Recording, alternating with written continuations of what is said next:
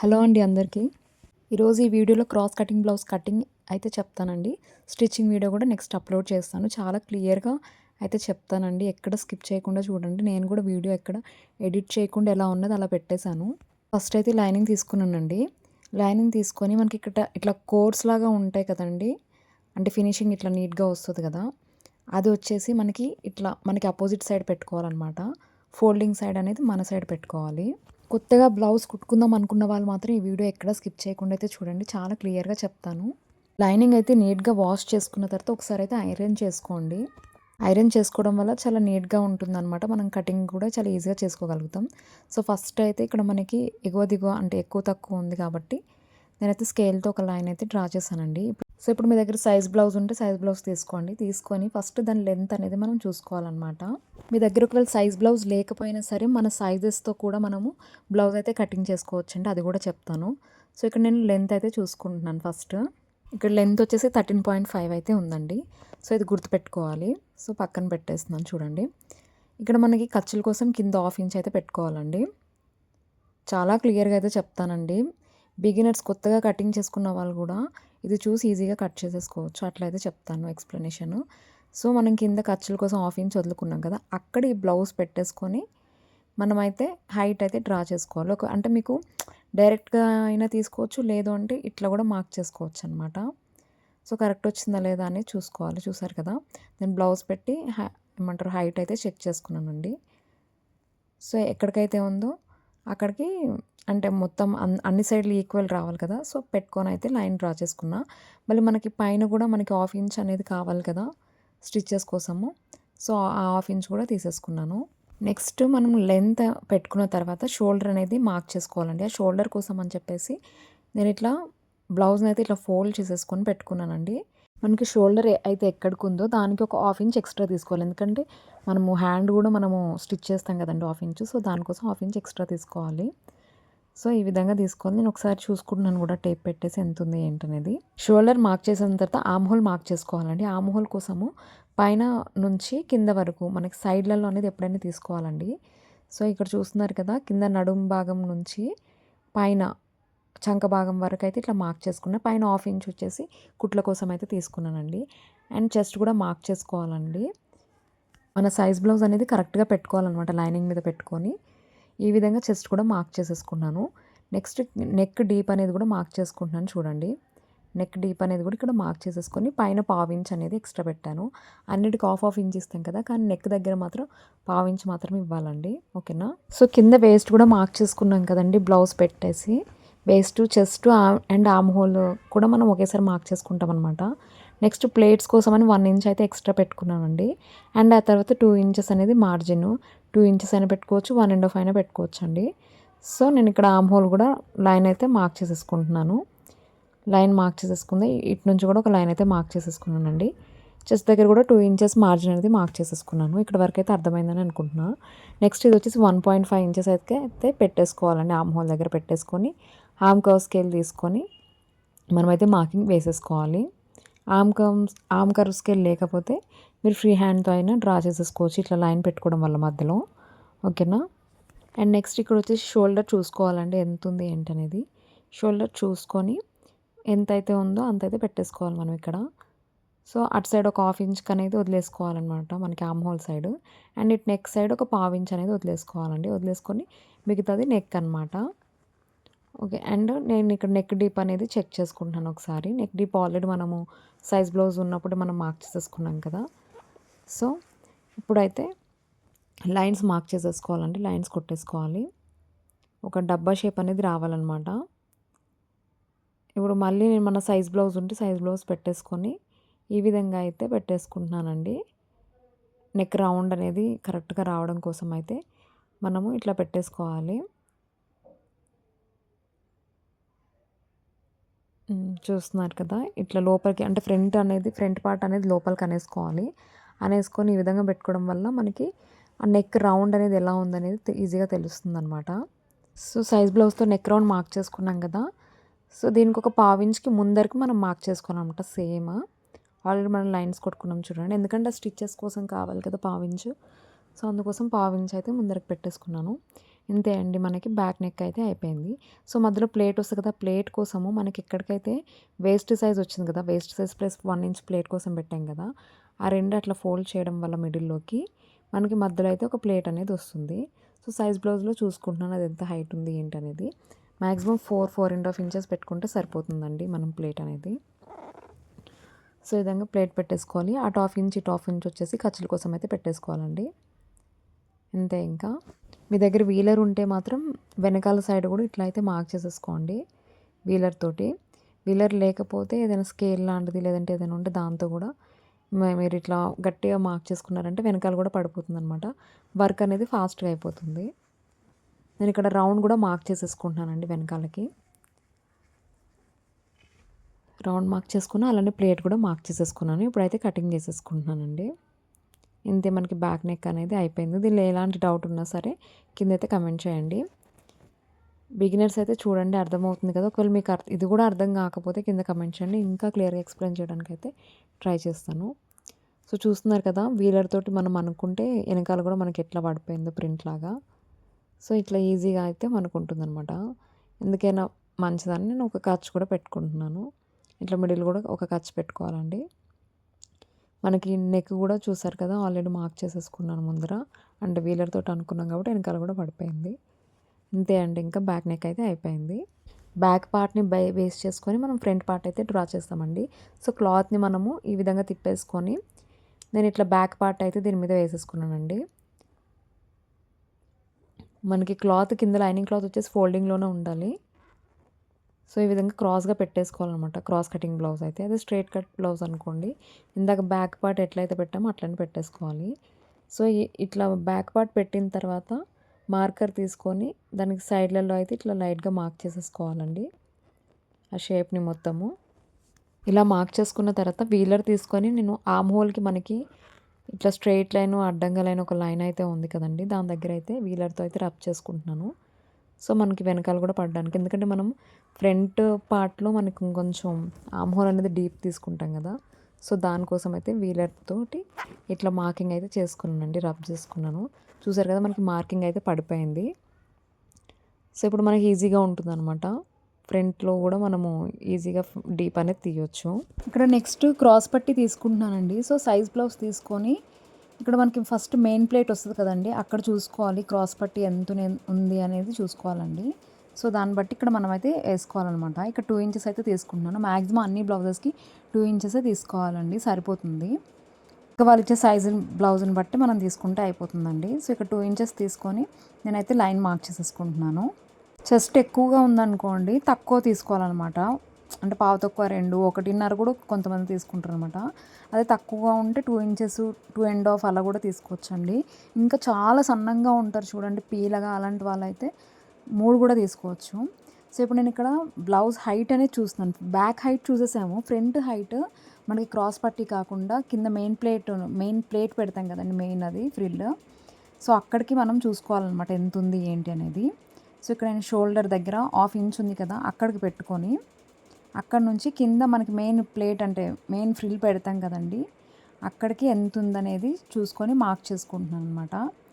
ఈ విధంగా చేసుకోవడం వల్ల మీకు ఏంటంటే చెయ్యి లేపినప్పుడు కూడా మనకి బ్లౌజ్ లేవదనమాట, కరెక్ట్గా ఫిట్ చెస్ట్ కిందకి అనేది కరెక్ట్గా కూర్చుని పోతుంది.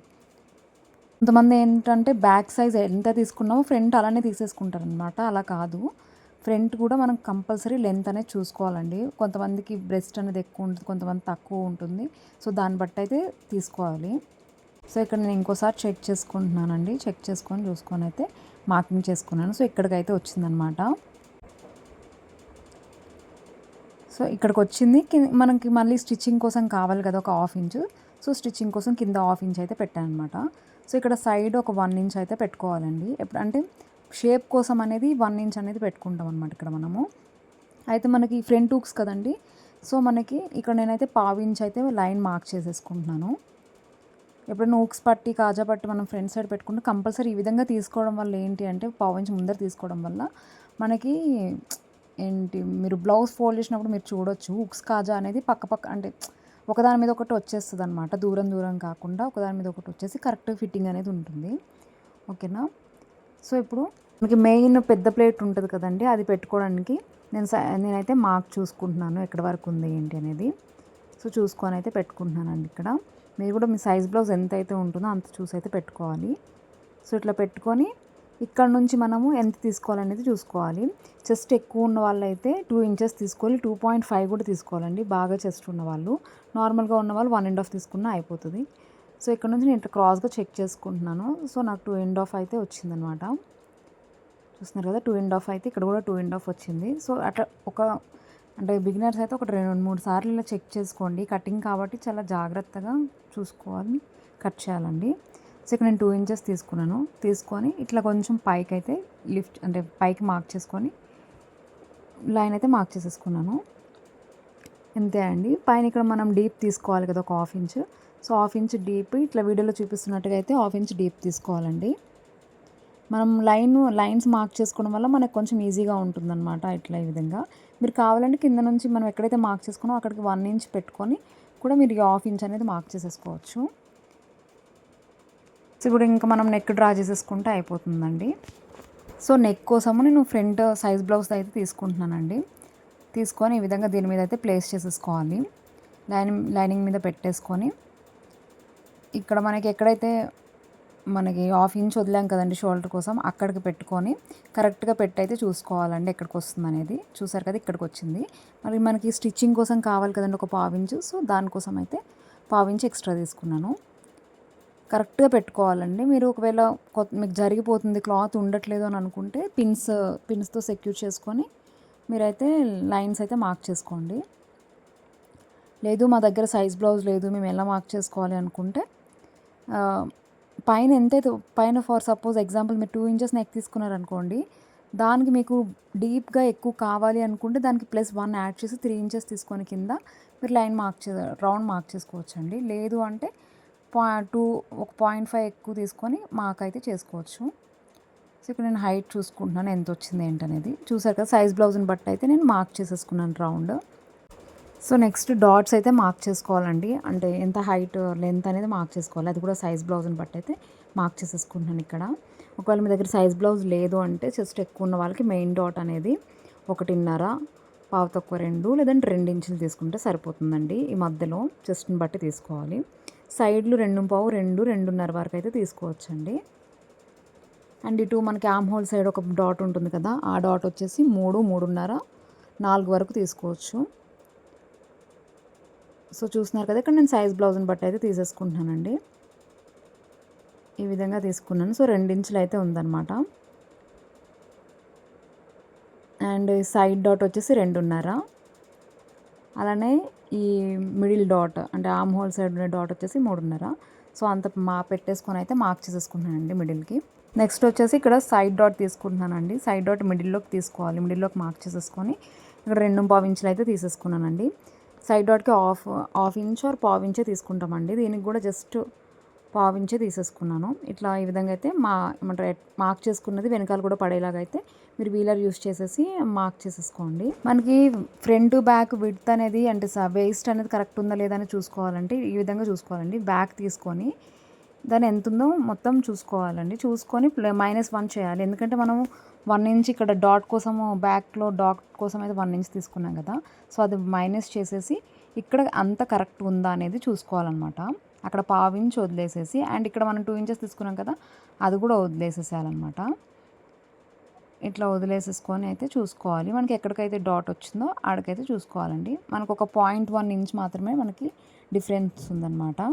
కొంతమందికి ఒకసారి హాఫ్ ఇంచ్ 1 ఇంచ్ కూడా డిఫరెన్స్ వస్తుంది. అలా కూడా తీసేసుకోవచ్చండి. ఎక్స్ట్రా అంటే ఓన్లీ కింద ఎక్స్ట్రా తీసేసుకోవాలి, పైన మళ్ళీ ఆర్మ్ హోల్ సైడ్ కలిపేసుకుంటే అయిపోతుందండి. ఇంతే. మీకు ఇక్కడ వరకు కటింగ్ అర్థమైంది అనుకుంటున్నాను. ఒకవేళ అర్థం కాకపోతే కింద అయితే కమెంట్ చేయండి, నేనైతే రిప్లై చేస్తానండి. మీకు ఇంకా వేరే ఏదైనా డౌట్ ఉంటే కూడా కింద కమెంట్ చేయండి. నేను దానికోసం అయితే నెక్స్ట్ వీడియోలో అయితే అప్లోడ్ చేస్తాను. తర్వాత అండి ఇట్లా కటింగ్ అయిపోయిన తర్వాత మెయిన్ డాట్స్ అంటే డాట్స్ ఎక్కడైతే ఉన్నాయో అక్కడైతే ఖర్చులు పెట్టేసుకోవాలి. సో ఈ విధంగా ఖర్చులు పెట్టుకున్న తర్వాత ఇందాక చెప్పాను కదా ఆల్రెడీ, వీలర్ ఉంటే వీలర్ తోటి ఒకసారి ఇట్లా రబ్ చేసేసుకోండి. లేదంటే ఏదైనా స్కేల్ ఉన్నా సరే ఇట్లా రబ్ చేసుకుంటే వెనకాల కూడా మనకి అచ్చు అనేది పడిపోతుంది కాబట్టి మనకి స్టిచ్చింగ్ చేసుకునేటప్పుడు ఈజీగా స్టిచ్ చేసేసుకోవచ్చు అనమాట.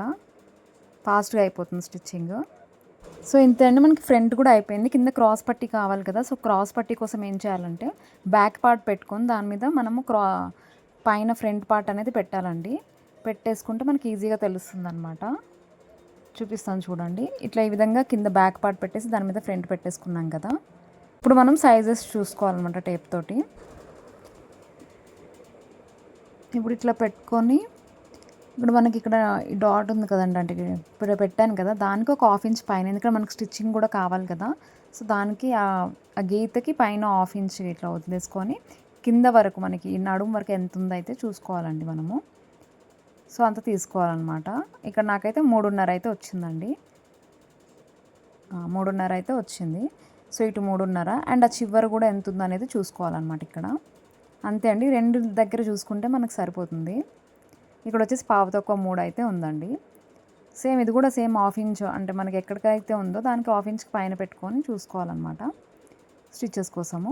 సో 3.25 అయితే మనకి చివరి ఉంది. ఈ 2 మెజర్మెంట్స్ మనం క్రాస్ పట్టి తీసుకోవాలి. అండ్ అలానే మనకి లెంత్ కూడా కావాలన్నమాట. సో దీని లెంత్ కోసం ఓన్లీ బ్యాక్ లెంత్ పెట్టేసుకుంటే సరిపోతుందండి. బ్యాక్ ఆ చివరి నుంచి ఈ చివరి వరకు ఎంత ఉందో చూసుకోవాలి. దానికి 1 ఇంచ్ తగ్గించాలి, ఎందుకంటే మనకి డాట్ ఉంటుంది కాబట్టి 1 ఇంచ్ తగ్గించుకొని ఆ పొడవు అయితే తీసేసుకోవాలన్నమాట విడ్త్. దానికోసం అయితే మిగిలిన క్లాత్ అయితే తీసుకుంటున్నాను సైడ్కి తీసేసుకొని. సో ఇది తీసేసుకొని ఇప్పుడు మెజర్మెంట్స్ అయితే మార్క్ చేసేసుకోవాలండి. ఫస్ట్ అయితే 1/2 ఇంచ్కి అయితే మార్క్ చేసుకుంటున్నానండి, ఎందుకంటే ఊక్స్ కాజా పట్టి కాబట్టి మనం 1/2 ఇంచ్ తీసుకున్నాం కదా పైన దానికి. సో అందుకోసం ఇక్కడ కూడా 1/2 ఇంచ్ మార్క్ చేసుకొని ఇక్కడ నుంచి మనకి ఎంత లెంత్ అయితే కావాలో అంతైతే తీసుకుంటున్నానండి. అంత తీసేసుకొని ఇక్కడ 3.5 పెట్టేసుకోవాలి. ఇందాక మనం గుర్తుంది కదా, ఇందాక మనం తీసుకొని మార్క్ చేసుకున్నాం కదా. సో ఇక్కడ 3.5 పెట్టేసుకోవాలి. ఆ చివరిని వచ్చేసి 3.25 పెట్టేసుకొని మార్కింగ్ అనేది చేసేసుకోవాలండి. అంతే, క్రాస్ పట్టి. సో దీన్ని కలిపేసాలన్నమాట. ఇక్కడ కొంచెం డౌన్గా వచ్చి మళ్ళీ దీనిలోకి ఈక్వల్గా వెళ్ళిపోవాలి లాస్ట్ దానికి. ఇంతే, కటింగ్ చేసేసుకుందామండి. ఇంకా కట్ చేసేసుకున్న తర్వాత నేను ఇంకా అంటే ఇట్లా డాట్స్ అయితే గీతలు అయితే పెట్టుకుంటున్నానండి. ఈ విధంగా పెట్టుకోవడం వల్ల మనకి కన్ఫ్యూజన్ ఉండదన్నమాట స్టిచ్చింగ్ చేసుకునేటప్పుడు, బిగినర్స్ కోసం అయితే మెయిన్. బిగినర్స్ అనే కాదండి, మనం కుట్టే వాళ్ళకి కూడా ఈజీగా ఉంటుంది అనమాట. అట్లా పెట్టుకోవడం వల్ల ఓకే ఇది ఈ 2 ఆపోజిట్. సో ఒకసారి ఏమైపోతుందంటే కొత్తగా కుట్టే వాళ్ళకి 2 సేమ్ సైడ్ కుట్టేస్తారనమాట. సో ఆ ప్రాబ్లం ఉండకుండా ఇట్లయితే కుట్టుకుంటారు. నెక్స్ట్ హ్యాండ్స్ అండి. హ్యాండ్స్ కోసం అయితే ఇట్లా తీసుకుంటున్నాను. హ్యాండ్స్ కట్ చేసుకునే ముందు అసలు హ్యాండ్ హామ్ హోల్ ఎంత ఉన్నది అనేది చూసుకోవాలండి. హామ్ హోల్ చూడాలంటే అది కూడా బ్యాక్ పార్ట్కి చూసుకోవాలన్నమాట. చూస్తున్నారు కదా, ఇక్కడ బ్యాక్ పార్ట్కి పెట్టేసుకుంటున్నాను. పైనుంచి మెజర్ చేసుకుంటున్నానండి. పైన షోల్డర్ నుంచి మనకి ఇక్కడ మనము చెస్ట్ మార్క్ చేసుకున్న దగ్గర గీత ఉంది కదా, ఆ గీత వరకు అయితే ఫస్ట్ అయితే చూసుకుంటున్నానండి ఎంత ఉంది అనేది. 8.5 అయితే వచ్చిందండి ఇక్కడ మనకి. 9 వచ్చింది. మళ్ళీ ఒకసారి చెక్ చేసుకుంటున్నానండి. ఇది నేను కటింగ్ ఎప్పుడో చేసేసానండి, వీడియో మాత్రము చాలా రోజులు అయింది పెట్టి. 9:15 అలా వచ్చింది. సో 9:15 తీసుకుంటే సరిపోతుంది, అంటే 1 ఇంచ్ తగ్గించి తీసుకోవాలన్నమాట. ఇప్పుడు హ్యాండ్స్ చూసుకొని మనం ఇట్లా 4 ఫోల్డ్స్ చేస్తాం కదండి హ్యాండ్, దానిలో సరిపోతుందో లేదో అనేది చూసుకోవాలి. మనకి 9:15 ప్లస్ ఇంకా 2 ఇంచులు మార్జిన్ కావాలి కదా. సో మొత్తం ఎంత అండి, 9:10 అంటే 10 ఇంచులు అనుకోండి. 10 ఇంచులు రావాలన్నమాట మనకి. సో 10 ఇంచులు వస్తుందా లేదా అనేది ఈ విధంగా అయితే చూసుకోవాలి. 10 ఇంచులు వచ్చేంత వరకు కొంచెం ఈ క్లాత్ని ఇట్లా సైడ్కి జరిపితే మంచిగా ఉంటుందన్నమాట. అంటే మనకి మొత్తం 4 వాటికి ఏమంటారు కుట్టుకోకుండా 2కి కుట్టుకుంటే సరిపోతుందండి. మనకు కరెక్ట్గా తెలుస్తుంది కూడా.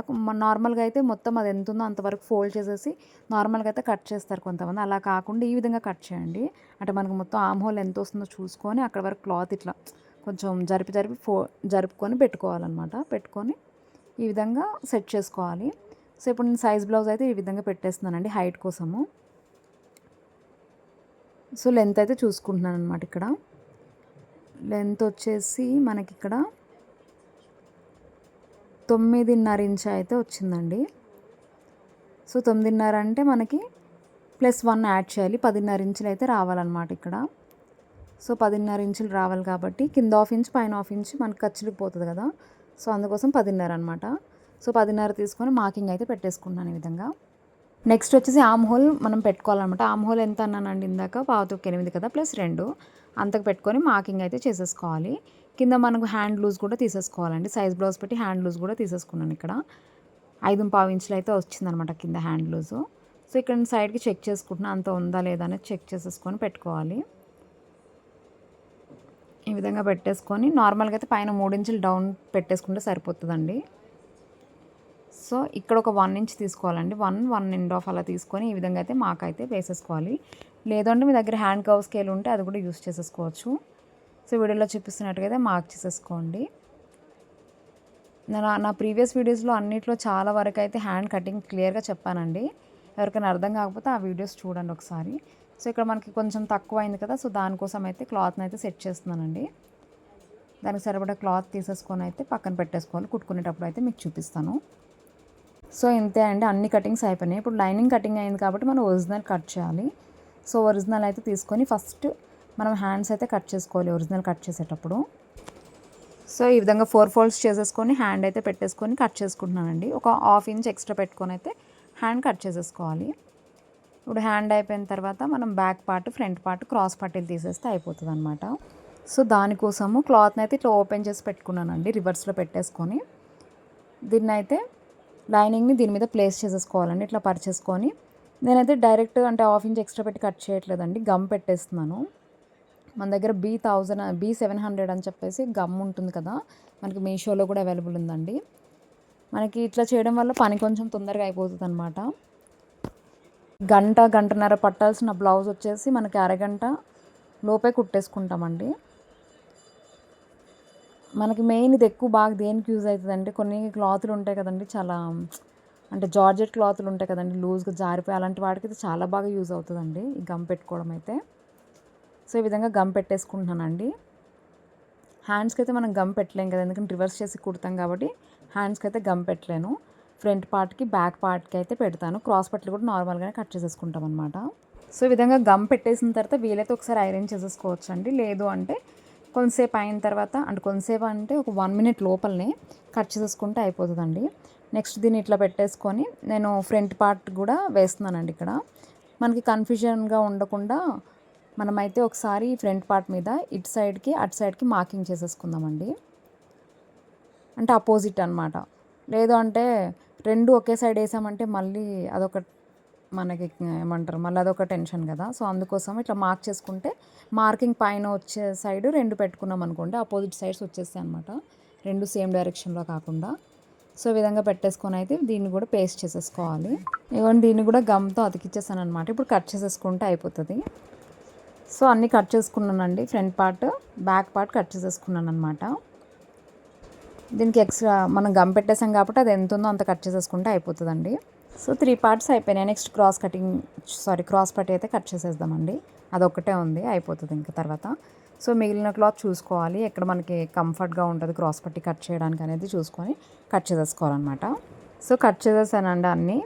ఇగో ఇది బ్యాక్ అనమాట. బ్యాక్ పార్ట్కి మరి నడుం పట్టి కావాలి కదండి, సో ఇది తీసేసుకున్నాను అనమాట.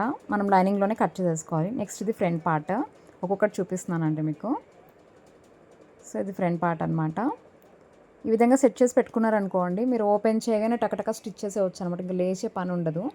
నెక్స్ట్ హ్యాండ్స్ కోసం కొంచెం మనకి పీసెస్ కావాలి కాబట్టి అవి కూడా సెట్ చేసి హ్యాండ్ లోపలనే పెట్టేసుకున్నా. ఇదిగోండి క్రాస్ పార్ట్ కోసం అని చెప్పేసి ఆ పట్టీకి అయితే ఒరిజినల్ కట్ చేసేసుకున్నాము, అంతే అనమాట.